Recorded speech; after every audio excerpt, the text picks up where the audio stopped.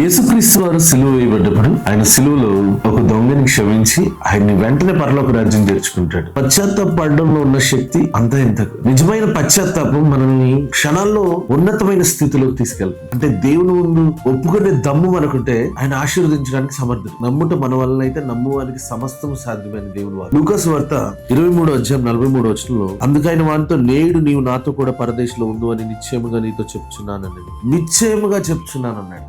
నిశ్చయమైన మాటలు పశ్చాత్తాపం వల్లనే వస్తాయి. నిజమైన పశ్చాత్తాపము మనల్ని దేవుని సన్నిధికి చేరుస్తాయి.